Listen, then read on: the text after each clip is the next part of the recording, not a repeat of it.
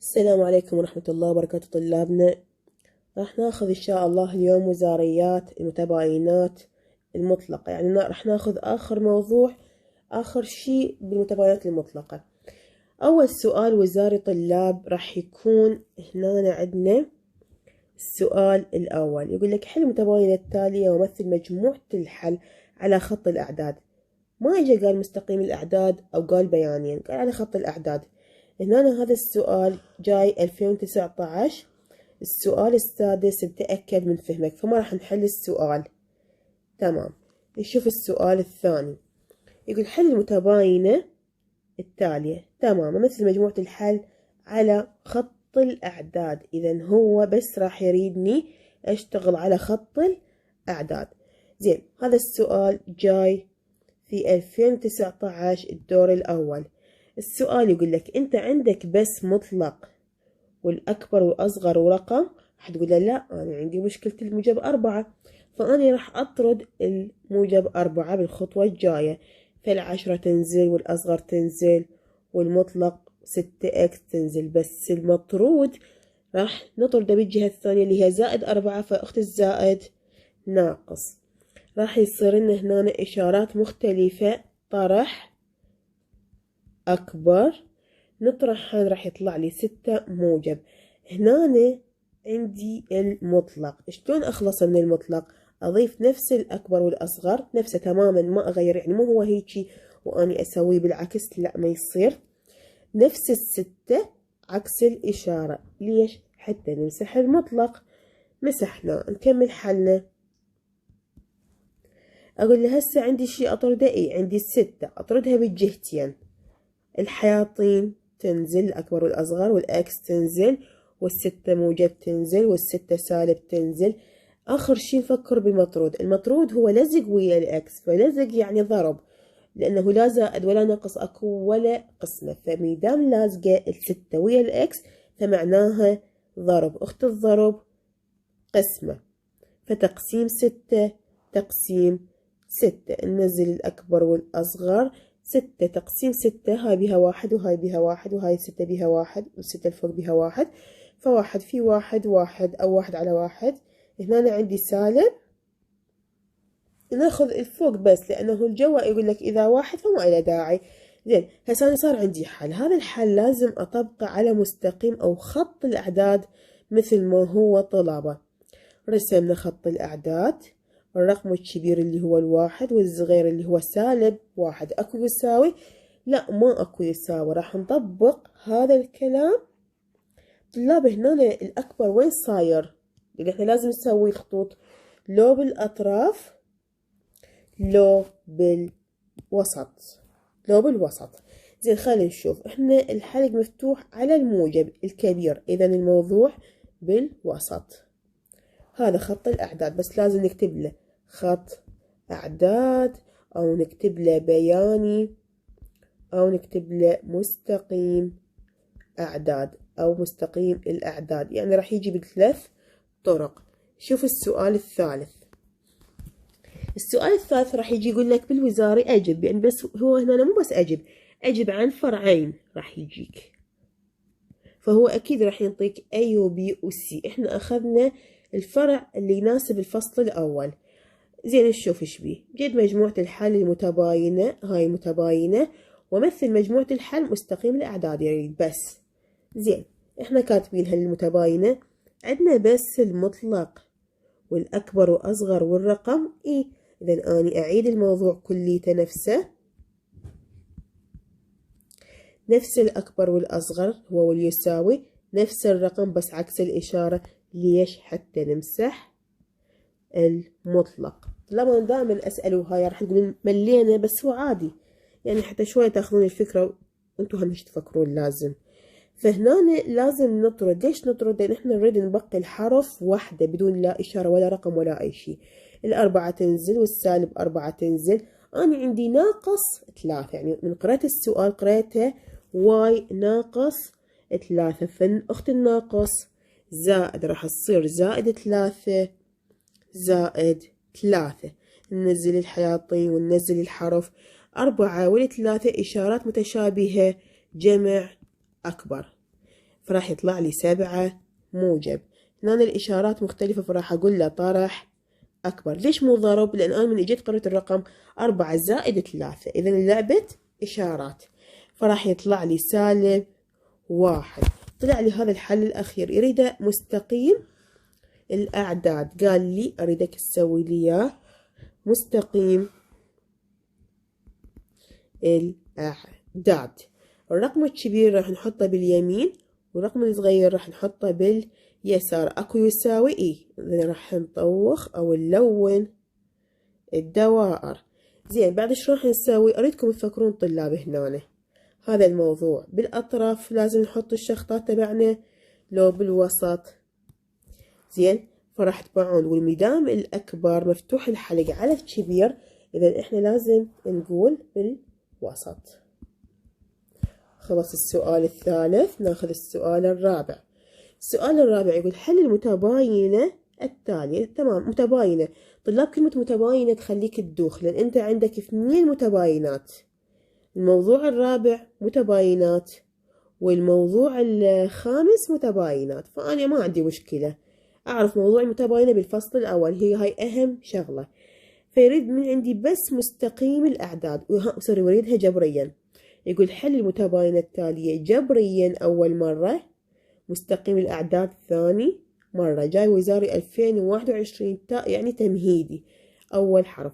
نجي نحله، إحنا كاتبينها عندنا بس المطلق والأكبر والأصغر ورقم يعني راح أكتبه كليته نفس ما هو، أضيف نفس الحائط نفس الرقم عكس الإشارة. ليش؟ حتى أقدر أمسح المطلق.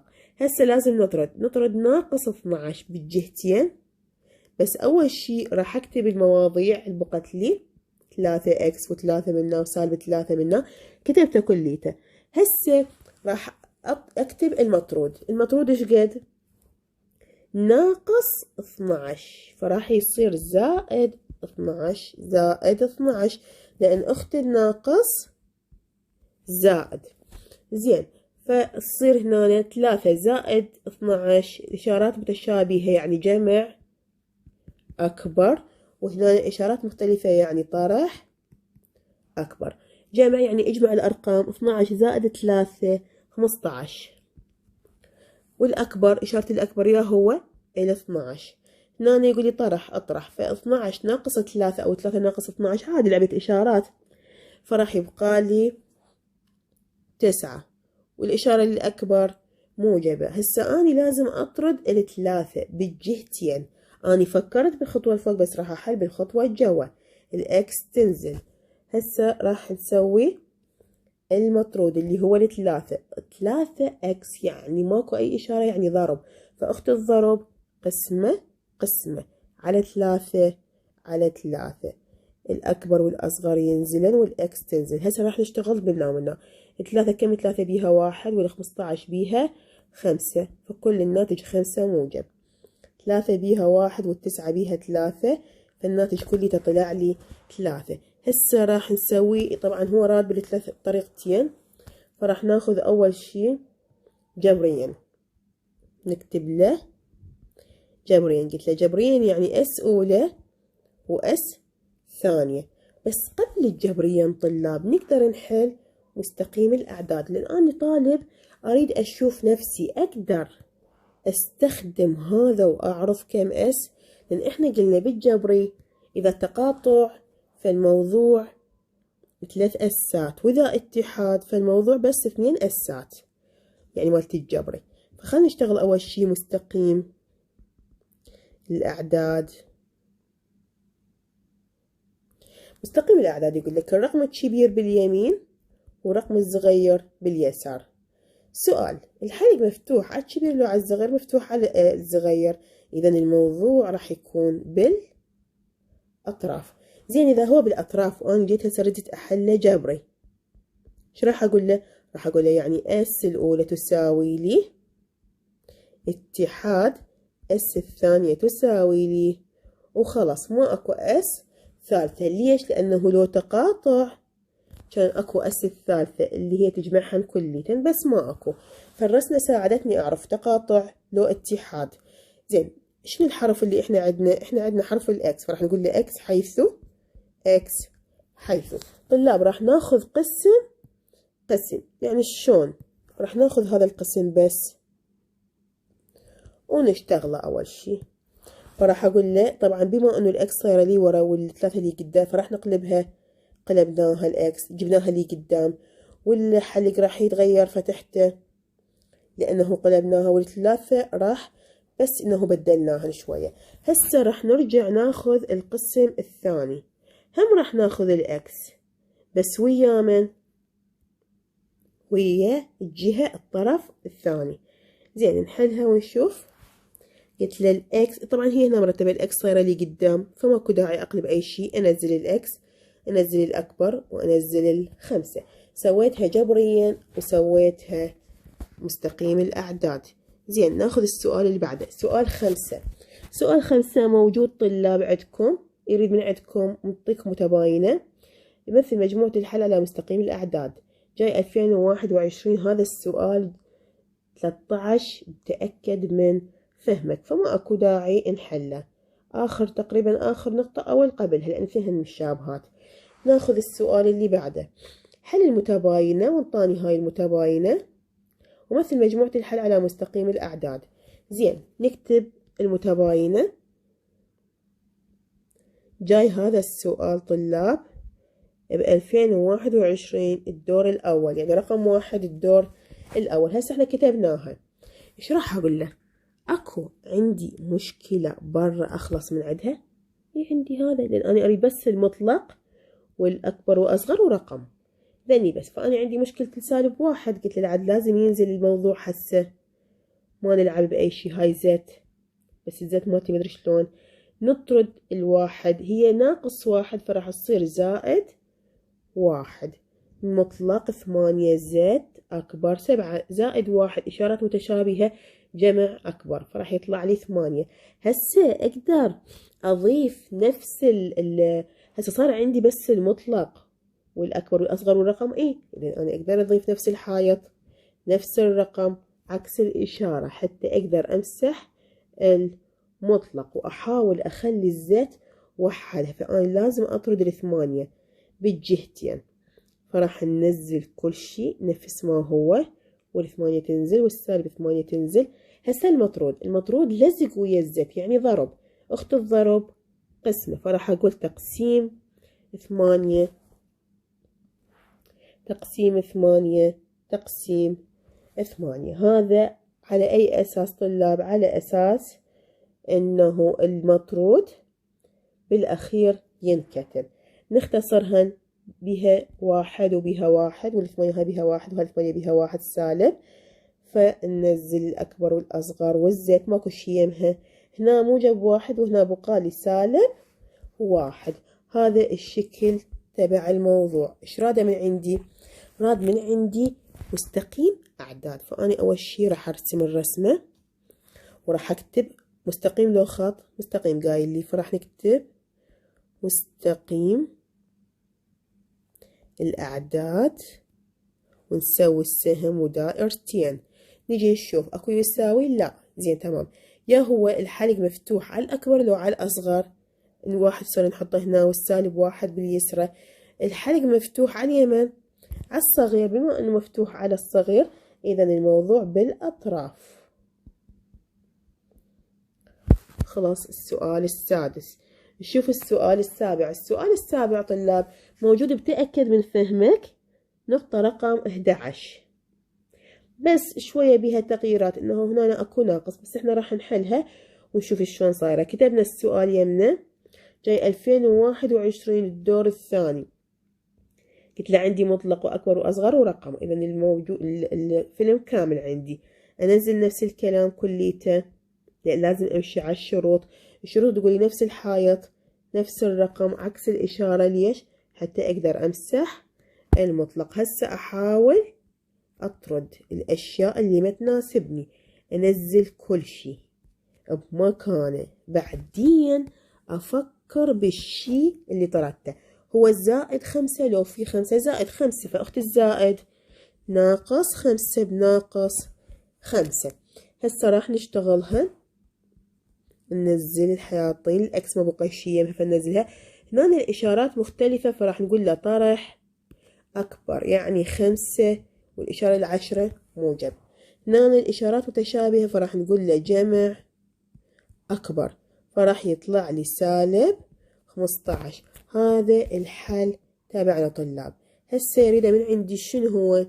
راده من عندي مستقيم أعداد، فراح أكتب كلمة مستقيم الأعداد ونجر المستقيم دائرتين. طبعا الدائرة الرقم الكبير نحطه لازم باليمين، فالأرقام الموجبة تعتبر هي دائما الكبيرة، فراح يصير باليمين والصغير باليسار.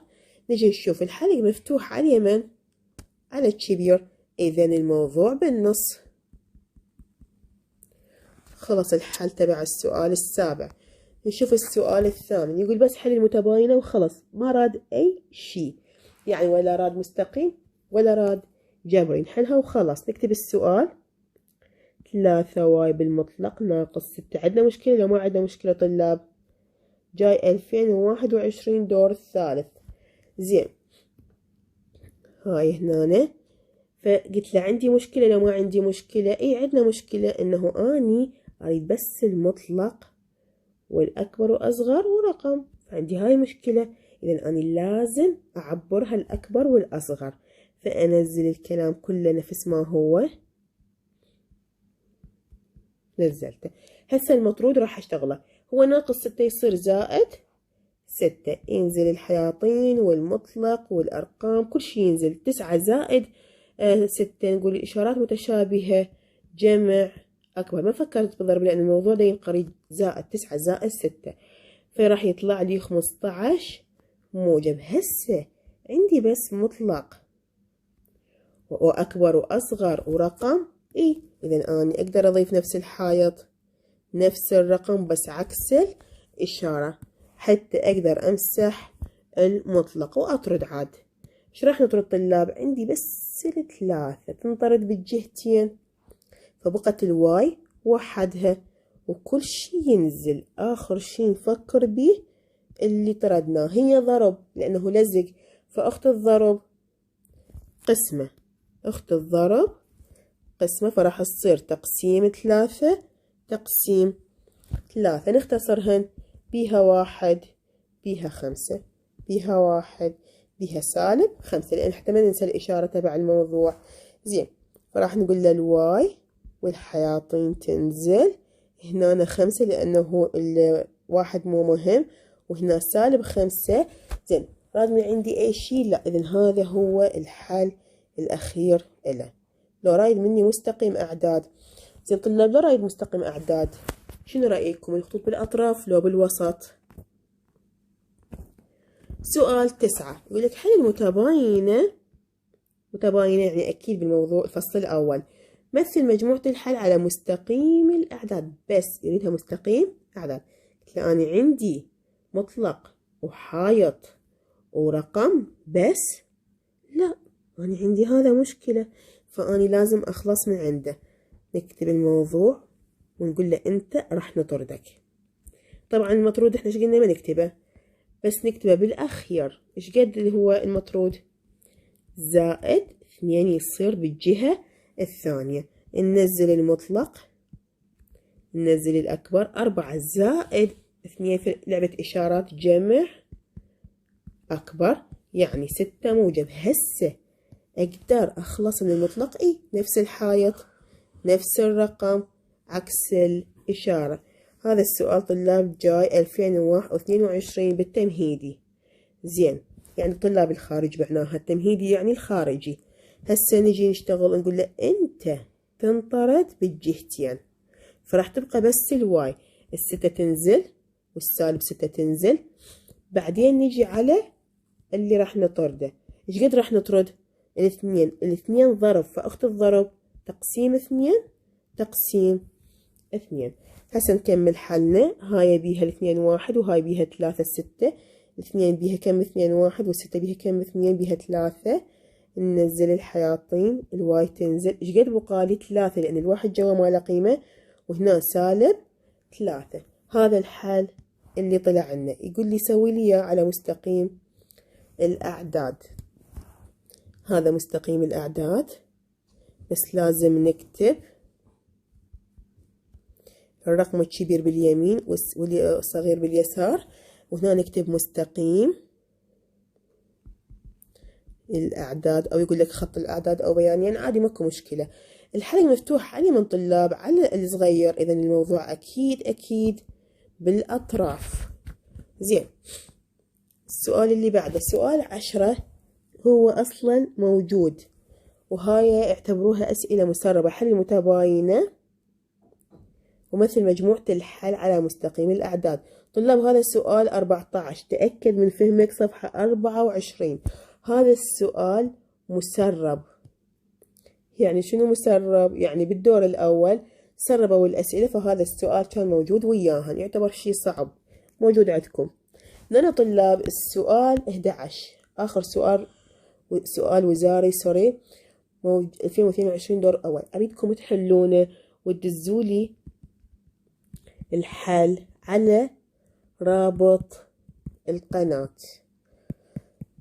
طبعا سويت لكم قناة على التليجرام، راح احط لكم الرابط بالوصف ان شاء الله. شكرا لكم ومع السلامة.